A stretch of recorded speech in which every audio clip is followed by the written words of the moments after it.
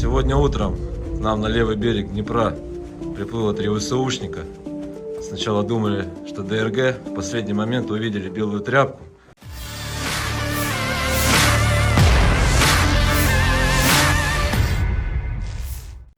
Angkatan bersenjata Rusia merilis rekaman 3 prajurit Ukraina yang ditahan saat menyeberang di Dnipro.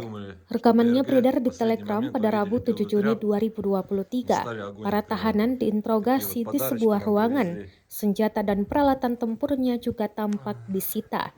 Tak ada perlawanan yang ditunjukkan ketiga prajurit Ukraina ini. Dalam keterangan unggahan disebutkan di wilayah Kherson, 3 prajurit angkatan bersenjata Ukraina yang menyeberang ke tepi kiri Dnipro ditahan. Di akhir rekaman, pasukan Rusia menggeledah prajurit Ukraina memastikan tak menyimpan bahan berbahaya lainnya. Selanjutnya dikabarkan prajurit Ukraina digiring ke tempat penahanan.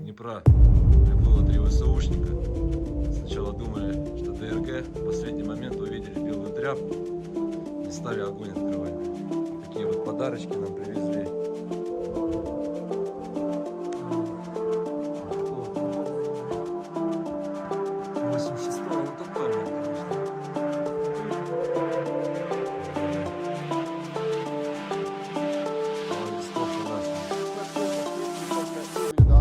Донецкой Народной Республики уничтожены 2 склада артиллерийских боеприпасов 68-й егерской и 72-й механизированной бригад Вооруженных сил Украины. Нанесено поражение 86 подразделений. В районах населенных пунктов Владимировка, Кременная Луганской Народной Республики, Табаевка Харьковской области, Никольская Донецкой Народной Республики и Жеребянка Запорожской области.